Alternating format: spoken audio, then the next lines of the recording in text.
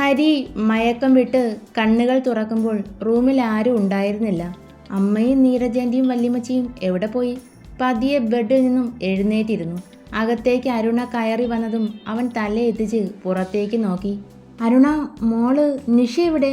ഓ എൻ്റെ ഹരിക്കുട്ട, കൊച്ചിവിടെ അപ്പുറത്തെ റൂമിലുണ്ട്. അയ്യോ, അവർ ഉപദ്രവിക്കുകയും മറ്റോ ചെയ്തോ? എനിക്കൊന്ന് കാണണം. ഹരി വെപ്രാളത്തിൽ നടന്നതും മുന്നിലേക്ക് മറിഞ്ഞു. അരുണ അവനെ താങ്ങി പിടിച്ചു. എന്താടാ ഇത്? അവളുടെ സ്വരം ആർദ്രമായി. അത് ചെറിയ തലചുറ്റലുണ്ട്, ഹരി പറഞ്ഞു. അവനെ ചുവരോട് ചേർത്ത് നിർത്തി. ആ നെഞ്ചിലേക്ക് പതുങ്ങി. ഹരി, എന്താടി? അരുണ തല ഉയർത്തി. നിന്നെ പ്രണയിക്കാൻ, സ്നേഹിക്കാൻ, സ്വന്തമാക്കാൻ അങ്ങനെ എന്തൊക്കെയോ തോന്നുന്നു. ഹരി അവളുടെ ഇടുപ്പിൽ കൈവച്ചു. ഷർട്ട് കുറച്ചുയർത്തി. വിരലുകൾ നഗ്നമായ അരക്കെട്ടിൽ ഒഴുകി നടന്നു. അരുണ ആദ്യമൊന്ന് കുതറി. എന്തേടി? ഹരിസാറിന് കുറച്ചൊക്കെ അറിയാം. അവൻ്റെ ചുണ്ടിലെ ചിരിയിൽ നോക്കി നിന്നു. ഷർട്ടിൻ്റെ 2 ബട്ടൺ അവൻ ഇളക്കി മാറ്റി. അവളെ അകത്തി നിർത്തി. പ്ലീസ് കണ്ണ, എനിക്കിപ്പോൾ. അവൻ വാക്കുകൾക്ക് വേണ്ടി തപ്പി തടയുന്നു. ഹരി. അവൾ ചിരിച്ചതും ചെക്കൻ്റെ കണ്ണുകൾ വിടർന്നു. അവൻ്റെ കവിളിൽ വിരൽ വെച്ച് തഴുകി. വേദനയുണ്ടോ? ഏയ്, ഇപ്പയില്ല. ഹരി ആ കയ്യെ ചുണ്ടോട് ചേർത്തു. അരുണ കണ്ണുകൾ അടച്ചു പിടിച്ചു. അവൻ്റെ കണ്ണുകൾ തനിക്ക് പ്രിയപ്പെട്ട ആദ്യ കാഴ്ചയെ തേടി പോകാൻ തുടങ്ങി. എടാ കള്ളച്ചക്ക, നീ ആള് കൊള്ളാലോ. അരുണ കുറുമ്പോടെ അവൻ്റെ കണ്ണിൽ കൈവച്ചു മറച്ചു.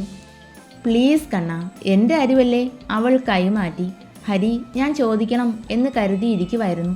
എന്തിനാ എന്നെ കണ്ണാന്ന് വിളിക്കുന്നേ? അവൻ അവളെ മുറുകെ കെട്ടിപ്പിടിച്ചു. ഭഗവാൻ കൃഷ്ണനാ നിന്നെ എൻ്റെ മുന്നിൽ എത്തിച്ചത്. അതുകൊണ്ട് എൻ്റെ മാത്രം കണ്ണൻ. എന്തേ, ഇഷ്ടമായില്ലേ? പേര് മാറ്റണോ? വേണ്ട ഹരി, അങ്ങനെ മതി. എൻ്റെ പെണ്ണ് ക്ഷീണിച്ചു അല്ലേ? ഏയ് ഇല്ല, അടി കുറച്ചേ കൊടുക്കാൻ പറ്റിയുള്ളൂ. പിന്നെ നിന്നെ തല്ലിയവൻ്റെ തല ഓളം വെട്ടുന്ന രീതിയിൽ ആക്കിയിട്ടുണ്ട്. എല്ലാ എണ്ണവും കസ്റ്റഡിയിലാണ്. ഇന്നിനി വയ്യടാ. നാളെ രാവിലെ അവന്മാർക്ക് എൻ്റെ വക ഇലയിട്ട് സദ്യ. അത് കഴിഞ്ഞ് നേരെ പാലമറ്റത്ത് ത്രേസ്യാമ്മയുടെ മുന്നിൽ കുമ്പസാരം. അതെന്തിനാരു? പറയാം, ഇപ്പൊ വാ. ആ പെങ്കൊച്ച് ഹരിയേട്ടനെ അന്വേഷിക്കുവാ. വല്യമ്മച്ചിയും 2 അമ്മമാരും അവിടെ ഇരിക്കുവാണ്. ഹരിയെ കണ്ടതും നിഷ ചിരിച്ചു. ഹരിയേട്ടാ. പെണ്ണ് പെട്ടെന്ന് കരയാൻ തുടങ്ങി. കൈ രണ്ടും വിടർത്തി പിടിച്ചു. ഹരി അവൾക്ക് അടുത്തിരുന്നു. നിഷ അവൻ്റെ നെഞ്ചിലേക്ക് ചാരി കിടന്നു. ചെവിയിൽ എന്താ മോളെ? അത് ഹരി, ചെറിയ ബ്ലീഡിങ്. പ്രശ്നമൊന്നുമില്ല, സ്കാൻ ചെയ്തു. നാളെ രാവിലെ വീട്ടിൽ പോകാം. 2 ഗ്ലാസ് ജ്യൂസുമായി വരുന്ന ഡെന്നിയെ കണ്ടതും ഹരി കണ്ണു മിഴിച്ചു. എന്താടാ, സ്വപ്നമല്ല? അവൻ ഹരിയുടെ തോളിൽ തട്ടി. ഡെന്നി എപ്പോൾ വന്നു? അതെല്ലാം പറയാം, നാളെ കഴിയട്ടെ. ഹരിക്കും നിഷയ്ക്കും ജ്യൂസ് കൊടുത്തു. എന്നാലും ഏതവനാടാ എൻ്റെ കൊച്ചിനെ തല്ലിയത്? അവനെ എൻ്റെ മുന്നിൽ ഒന്ന് എത്തിച്ചു തരാൻ പറ്റുമോ? വല്യമ്മച്ചി ദേഷ്യത്തിൽ വിറയ്ക്കുന്നു.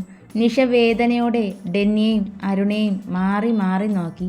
അവർ ഒന്നും പറയരുത് എന്ന് ചുണ്ടിൽ വിരൽ വെച്ച് കാട്ടിയതും അവൾ തല കുലുക്കി. സമയം എത്രയായി എന്നാ വിചാരം? എല്ലാവരും പോയി കിടന്നുറങ്ങാൻ നോക്ക്. നാളെ രാവിലെ തന്നെ ഡിസ്ചാർജ് വാങ്ങി പോകാനുള്ളതാ, ഡെന്നി പറഞ്ഞു. ഏറ് കണ്ടിട്ട് അരുണയെ നോക്കി. വാ ഹരി, ഉണർന്നിരുന്നാൽ തലചുറ്റൽ മാറില്ല. ഒന്നാമത് ടാബ്ലറ്റൊക്കെ കഴിച്ചേക്കുവല്ലേ. നിഷയ്ക്കും ഉറക്കം വരുന്നുണ്ടാവും. ശരി മോളെ. ഹരി എഴുന്നേറ്റു. അമ്മമാരും വല്യമ്മച്ചിയും പോരെ, നമുക്കിന്ന് ഹരിയുടെ റൂമിൽ കൂടാം. അയ്യോ, നിഷമോൾ ഒറ്റയ്ക്കോ? അത് വേണ്ട, ഞാനും നീരജയും ഇവിടെ കിടക്കാം, വല്യമ്മച്ചി പറഞ്ഞു. ഡെന്നി അരുണയുടെ തോളിൽ തട്ടി. പറയടി. ഞാൻ എന്ത് പറയാനാ? നീ തന്നെ പറയും. എല്ലാവരും പോയേ, എനിക്കൊന്ന് കിടക്കണം. ഡെന്നി നിഷയ്ക്ക് അടുത്തായിരുന്നു. നീരജയും ദേവിയമ്മയും ചിരിച്ചു പോയി. വല്യമ്മച്ചി അവൻ്റെ ചെവിയിൽ പിടിച്ചു. ഇനിയെല്ലാം മിന്ന് കെട്ടിയിട്ട് മതി കൊച്ചനെ. അതുകൊണ്ട് നീ ഹരിയെ കെട്ടിപ്പിടിച്ച് കിടന്നു. പാവം, അതിനെ സ്നേഹിക്കാൻ ആരും ഇല്ലാത്തതല്ലേ.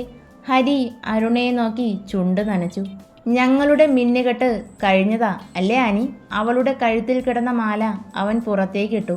കണ്ടോ പ്ലീസ് വല്യമ്മച്ചി, ഒരാഴ്ച ഞാൻ ഉറങ്ങിയിട്ടില്ല. അപേക്ഷ പോലെയാണ് ഡെന്നി പറഞ്ഞത്. നീരജെ, നാളെ വീട്ടിൽ പോയാലുടൻ പള്ളിയിൽ പോകണം. അച്ഛനെ കണ്ട് അടുത്തൊരു ദിവസം തന്നെ 2നെയും കൂട്ടിക്കെട്ടാം. അവർ എല്ലാവരും പുറത്തേക്ക് ഇറങ്ങി. ഡെന്നി ഓടിച്ചെന്ന് വാതിൽ അടയ്ക്കാൻ ഒരുങ്ങി. എൻ്റെ മക്കളെ, ഒരു മാലയെടുത്ത് കൊച്ചിൻ്റെ കഴുത്തിൽ ഇട്ടൂന്നും പറഞ്ഞ് എല്ലാത്തിനുമുള്ള ലൈസൻസായി അതിനെ കാണരുത്. അവൻ വെളുക്കനെ ചിരിച്ചു. അനി, കിടക്കാം. പക്ഷേ ഇതിൽ ഇച്ചായൻ കിടന്നാൽ ഞാൻ എവിടെ കിടക്കുക? അവൻ ബെഡിൽ ചെരിഞ്ഞു കിടന്നു. അവളെ കെട്ടിപ്പിടിച്ചു. മുഖമാകെ വിരലുകൾ ചലിച്ചു. ഇച്ചായ ഉറങ്ങിയോ? ഇല്ല പൊന്ന. അത് ഇച്ചായൻ എങ്ങനാ തക്ക സമയത്ത് അവിടെ വന്നത്? നിനക്കും ഹരിക്കും പിന്നാലെ ജെയിംസ് ഉണ്ടായിരുന്നു. അവനെ ഫോളോ ചെയ്തു ഞാനും. എന്തിനാ എൻ്റെ വല്യപ്പച്ചനെ അയാൾ കൊന്നത്? സ്വത്തിനു വേണ്ടിയാണോ? അവളൊന്ന് ഏങ്ങി. ഡെന്നി അവളെ പൊക്കിയെടുത്ത് നെഞ്ചിൽ കിടത്തി. നിനക്ക് വേണ്ടി. അവൾ ഡെന്നിയെ സംശയത്തോടെ നോക്കി. ഞാനെങ്ങനെ? ഐസക്കിൻ്റെ ബിസിനസ് അത്ര നല്ലതല്ല പൊന്ന. ഉറങ്ങിക്കോ, നാളെ എല്ലാം മനസ്സിലാകും. രാവിലെ ഡെന്നിയുടെ കാറ് അകത്തേക്ക് കയറിയതും മേരിക്കുട്ടി പുറത്തേക്ക് ഓടി വന്നു. മോളെ, കരഞ്ഞുകൊണ്ട് നിഷയെ കെട്ടിപ്പിടിച്ചു. കുഞ്ഞിന് കുഴപ്പമൊന്നുമില്ലല്ലോ? ഇല്ല മേരിയമ്മേ. ഓ വന്നോ? ഞാൻ കരുതി നിന്നെ അവന്മാർ കടിച്ചു കുടഞ്ഞു കാണുമെന്ന്. ഹാ, ഭാഗ്യമുണ്ട്. ചേച്ചി, സക്രിയ കടുപ്പത്തിൽ വിളിച്ചു. എന്താടാ നിനക്കൊരു പൊള്ളൽ? ഇന്നലെ ഇവളെ കാണാനില്ലാന്ന് ഞാൻ വിളിച്ചു പറഞ്ഞപ്പോൾ മീറ്റിംഗ് ക്യാൻസൽ ചെയ്ത് രാത്രി നീ ഇങ്ങോട്ട് പോന്നു. എന്തിനാ? ഈ പിഴച്ചവൾ നിന്റെ മകളൊന്നും അല്ലല്ലോ, ദത്തുപുത്രിയല്ലേ? പറഞ്ഞു കൊടുക്കടാ മക്കളെ. എന്താ ഉത്തരവില്ലേ? വല്യമ്മച്ചി പറഞ്ഞു. അയാൾ പെട്ടെന്ന് നിഷയെയും മേരിക്കുട്ടിയെയും മാറി മാറി നോക്കി. ദത്തെടുത്തതാണ്, ഞാൻ സ്നേഹിച്ചിട്ടുമില്ല. എന്നാലും ഒരു പെങ്കൊച്ചല്ലേ ചേച്ചി, നമ്മുടെ നാൻസിയെ പോലെ. ഓ, അവന് സഹതാപം. നാൻസി നല്ല അന്തസ്സുള്ള തള്ളയ്ക്കും തന്തയ്ക്കും പിറന്നതാ. ഇവളോ? പെട്ടെന്ന് പോലീസ് വാഹനങ്ങൾ മുറ്റത്ത് നിരന്നു. മുന്നിലെ കാറിൽ നിന്നും അരുണ ഇറങ്ങിയതും സൂസൻ ഞെട്ടി. സക്രിയയ്ക്ക് അടുത്തേക്ക് ചേർന്ന് നിന്നു. ഇവൾ പോലീസായിരുന്നോ? അതെ ആൻറ്റി, ഒരു പാവം IPS കാരിയാണ്. തെറ്റിദ്ധരിപ്പിച്ചതിൽ സോറി. മേരിയമ്മേ, കിടപ്പായ രോഗികൾ ഉൾപ്പെടെ എല്ലാവരും ഈ നിമിഷം ഇവിടെ വേണം. എല്ലാവരും കേൾക്കേ, എനിക്കൊരു കാര്യം പറയാനുണ്ട്. നിമിഷങ്ങൾ കൊണ്ട് എഡിനെയും നാൻസിയെയും ജാസ്മിനെയും കൂട്ടി വന്നു വല്യമ്മച്ചി. അരുണ വേദനയോടെ അവരെ ചേർത്ത് പിടിച്ചു. എന്താ കൊച്ചേ, നിന്റെ ലക്ഷ്യം കഴിഞ്ഞ് മടങ്ങാൻ പോവാണോ? മടങ്ങുന്നില്ല. വല്യപ്പച്ചൻ്റെ കേസ് അന്വേഷിക്കാനാണ് ഞാൻ ഈ വീട്ടിലേക്ക് വന്നത്. അത് ആത്മഹത്യയല്ല. പിന്നെ ആരാ അത് ചെയ്തത്? അതിയാന് ശത്രുക്കൾ ആരും ഇല്ല കൊച്ചേ. ശത്രുക്കൾ ഈ വീട്ടിലുണ്ടായിരുന്നു, നിങ്ങൾക്കൊപ്പം. അരുണ പറഞ്ഞു. ആര്? നീ ഞങ്ങളെയാണോ ഉന്നം വെക്കുന്നത്? എടുത്തുചാട്ടവും ദേഷ്യവും ഉണ്ട്, ശരിയാ. പക്ഷേ ജന്മം തന്ന അപ്പനെ ഞങ്ങൾ അല്ല, അതിന് പറ്റില്ല. സക്രിയ ദേഷ്യത്തോടെ പറഞ്ഞു. ഞാൻ അങ്ങനെ പറഞ്ഞില്ലല്ലോ അങ്കിൾ. ഇന്നലെ നിഷയെ തട്ടിക്കൊണ്ടു പോയ ആളാണ് വല്യപ്പച്ചനെയും. വല്യമ്മച്ചി നിഷാനിക്ക് അടുത്തേക്ക് ഓടി. കൊച്ചേ, അവനെ കണ്ടോ? ആരാ? പൊട്ടിക്കരയുന്നുണ്ട് ആ സ്ത്രീ.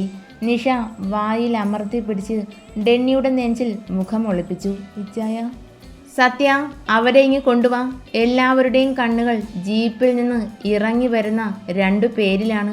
മുഖം മറച്ചിട്ടുണ്ട്. ഇതാണ് ആ കൊലയാളി. ശാന്തനായി നിങ്ങൾക്ക് മുന്നിൽ നിറഞ്ഞു നിന്ന മനുഷ്യൻ. മുഖത്തെ മറച്ച തുണി അഴിച്ചു മാറ്റിയതും എല്ലാവരും അന്തിച്ചു നിന്നു. ഐസക് തോമസ്. വല്യമ്മച്ചി മരവിച്ചതുപോലെ സെറ്റിയിലേക്ക് വീണുപോയി. ഇവള് പകരം വീട്ടുവാ. എൻ്റെ ഇച്ചായൻ ഇങ്ങനെ ഒന്നും ചെയ്യില്ല. അപ്പച്ചൻ എന്നാൽ അങ്ങേർക്ക് ജീവനാ. സൂസൻ ദേഷ്യത്തിൽ അരുണയ്ക്ക് നേരെ പാഞ്ഞെടുത്തു. ഡെന്നി കാലുയർത്തി ഐസക്കിൻ്റെ പിന്നിൽ ആഞ്ഞു ചവിട്ടിയതും അയാൾ തെറിച്ചു ചെന്ന് വല്യമ്മച്ചിയുടെ കാൽ ചുവട്ടിൽ വീണു. ഇന്നലെ പോലീസുകാരോട് പറഞ്ഞത് റെക്കോർഡാണ്, അതുകൊണ്ട് എല്ലാം പറഞ്ഞു. ഡെന്നി ഉറക്കെ പറഞ്ഞു. ഞാനാ ചെയ്തത്. രക്ഷപ്പെടാൻ ഒരു മാർഗവും ഇല്ലാതെ വന്നപ്പോൾ ഈ കൈകൊണ്ട് ക്ഷമിക്കണം അമ്മച്ചി. ത്രേസ്യാമ്മയുടെ ശരീരം വിറച്ചു. കൈ ഉയർത്തി അവനെ തുരുതുര അടിച്ചു. എന്തിനാടാ മഹാഭാവി? സക്രിയ ദേഷ്യത്തോടെ അയാളുടെ കോളറിൽ കുത്തിപ്പിടിച്ച് എഴുന്നേൽപ്പിച്ചു. നല്ല പിള്ള ചമഞ്ഞ് ചതിച്ചല്ലേ? അമ്മച്ചി ചോദിച്ചത് കേട്ടില്ലേ? എന്തിനു വേണ്ടി? ഒരൊറ്റ ചോദ്യം. ഐസക്ക് 2 മക്കളെയും ചുറ്റിനും നിൽക്കുന്നവരെയും നോക്കി തല താഴ്ത്തി. ബോസിന് പറയാൻ ബുദ്ധിമുട്ട് കാണും, കാരണം ചെയ്ത ജോലി അത്രയ്ക്ക് നല്ലതാ. എല്ലാവരും അരുണയെ നോക്കി. പെൺകുട്ടികളെ കടത്തൽ, അതും ട്രാവൽസിൻ്റെ മറവിൽ. കൂട്ടാളിയായി കൂട്ടുകാരൻ തോമസും. പപ്പ. ജാസ്മിൻ കണ്ണുനീരോടെ ഉറക്കെ വിളിച്ചു. മുംബൈയിൽ നിന്ന് നാഗേന്ദ്ര ഷെഡ്ഡിയെ പിടികൂടുമ്പോൾ അയാൾ പറഞ്ഞ പേര് എഡിൻ എന്നാണ്. വ്യാജ പേര്. ഇവിടെ വല്യപ്പച്ചൻ്റെ കേസ് അന്വേഷിക്കാൻ വരുമ്പോൾ എനിക്ക് സംശയം എഡിന് തന്നെ ആയിരുന്നു. പക്ഷേ ഔസേപ്പച്ചൻ്റെ കോൾ ലിസ്റ്റ് പരിശോധിക്കുമ്പോൾ അവസാനം കോൾ ചെയ്തത് തോമസാണ്. അങ്ങനെ ഞാൻ അയാൾക്ക് പിന്നാലെ പോയി. അപ്പോഴാണ് അറിയുന്നത് ജാസ്മിൻ തോമസിൻ്റെ മകളാണെന്ന്. അവിടെ വെച്ച് എഡിനെ ഞാൻ വിട്ടു. പകരം അവൻ്റെ പപ്പയെ നോട്ടമിട്ടു. ഇനി നടന്നത് പറയടാ. അരുണ അയാളുടെ മുടിയിൽ കുത്തിപ്പിടിച്ചു. നിഷാനിയുടെ ഫോട്ടോ ഷെഡിക്ക് അയച്ചു കൊടുത്തപ്പോൾ അയാൾക്ക് അവളെ അതിനു വേണ്ടിയാ എഡിൻ്റെ പെണ്ണായി നിഷയെ വീട്ടിലെത്തിക്കാൻ തീരുമാനിക്കുന്നത്. അവിടെ വെച്ച് അവളെ തട്ടിക്കൊണ്ടു പോകാൻ എളുപ്പമായിരുന്നു. സൂസന് അവളെ ഇഷ്ടമല്ലല്ലോ. എല്ലാവരുടെയും ഉപദ്രവം സഹിക്കവയ്യാതെ പെണ്ണിറങ്ങിപ്പോയി എന്ന് വരുത്തി തീർക്കുക, അതായിരുന്നു പ്ലാൻ. പക്ഷേ അപ്പച്ചൻ എങ്ങനെയെല്ലാം അറിഞ്ഞുവെന്ന് എനിക്കറിയില്ല. മനസമ്മതം നടക്കില്ല എന്ന് പറഞ്ഞ അന്ന് അപ്പച്ചൻ ഓഫീസിൽ വന്നു. എന്നെ തല്ലിച്ചതച്ചു. ഇനി ആ ഓഫീസിൽ കയറി പോകരുത് എന്ന് പറഞ്ഞു. അയാൾ കിതപ്പോടെ ചുവരിൽ ചാരി ശ്വാസം ആഞ്ഞു വലിച്ചു.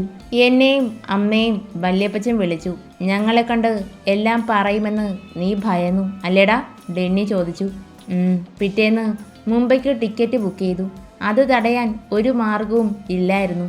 തോമസ് എനിക്കൊപ്പമുള്ള ആളാണെന്ന് അപ്പച്ചൻ അറിയില്ല എന്ന് മനസ്സിലായി. അന്ന് രാത്രി അവനെ കൊണ്ട് വിളിപ്പിച്ചു.